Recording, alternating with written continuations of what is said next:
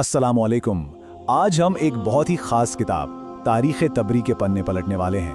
और पता है क्या, इसके 9वें चैप्टर में एक ऐसी कहानी है, ऐसी कहानी जिसने सदियों से हमारे अकीदों को, हमारी सोच को शक्ल दी है। जी हाँ, हम बात कर रहे हैं हज़रत ईसा की पैदाइश और उनकी नबूवत के वाक़े की। तो चलिए देखते हैं कि ये पुरानी तारीख़ हमें क्या बताती है। देखिए, ये सिर्फ कोई पुरानी कहानी नहीं है। तारीख़ तबरी में हज़रत ईसा का जो जिक्र है ना, वो उन कुछ खास रिवायतों में से है जिनका हमारे मजहब और हमारी तहजीब पर इतना गहरा असर पड़ा कि बस तारीख पर एक पक्की छाप छोड़ दी। और जानते हैं, इस बयान को सबसे ज्यादा अहम क्या चीज बनाती है? वो ये कि इसका ताल्लुक सिर्फ इस्लाम से नहीं बल्कि ईसाई रिवायत से भी है, दोनों से। ये समझें कि तारीख का एक ऐसा पॉइंट है जहां दो बड़ी तहजीबों की जड़ें आकर मिलती हैं, और इसी वजह से ये कहानी सिर्फ हमारी नहीं बल्कि पूरी दुनिया के लिए अहम हो जाती है। तो कहानी शुरू कहाँ से होती है? कहानी का आगाज होता है तारीख की एक बहुत ही मुकद्दस हस्ती हजरत मरियम से, और उनके साथ ना एक ऐसा वाकया पेश आया, एक ऐसा गैर मामूली वाकया जिसने आगे चलकर रूहानी दुनिया का नक्शा ही बदल दिया।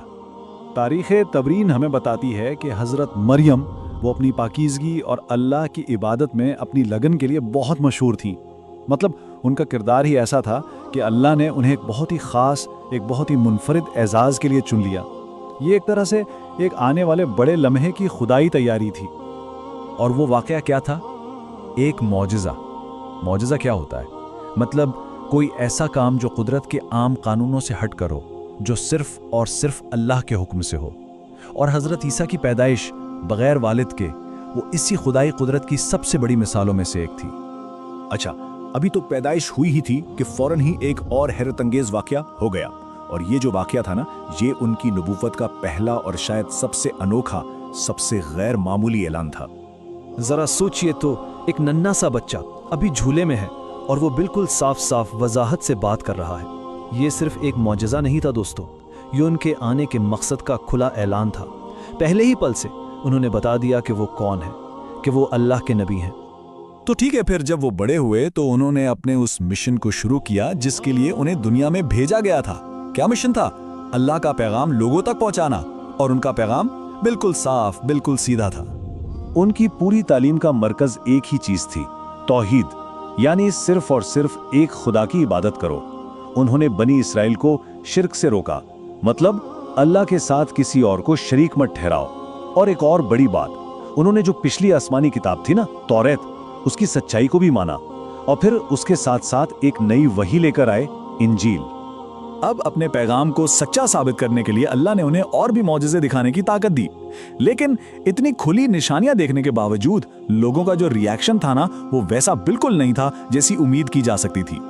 तारीख़ तबरी में बड़े हैरत अंगेज वाक़यात का जिक्र है, जैसे कि वो अल्लाह के हुक्म से बीमारों को ठीक कर देते थे, कोड़ी शिफा पा जाते थे, वो मिट्टी का परिंदा बनाते और उसमें फूंक मारते तो उसमें जान आ जाती थी, और तो और वो मुर्दों को भी जिंदा कर देते थे।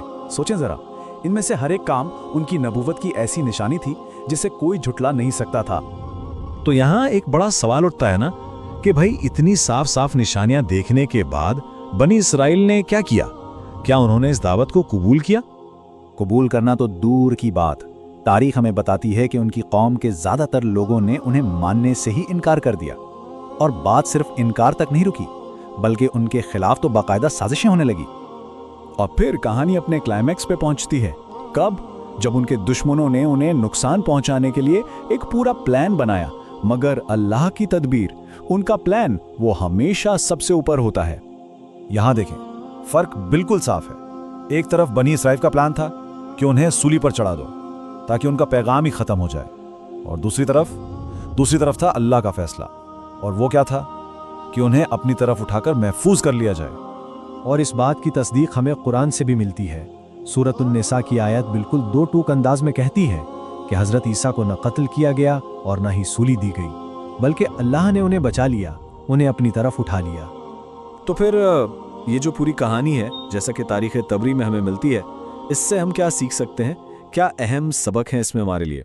चलिए ज़रा इसके नतीजों पर भी एक नज़र डालते हैं। सबसे पहली बात तो ये कि मुअज्जिज़ात जो हैं वो अल्लाह की ज़बरदस्त कुदरत का इजहार है।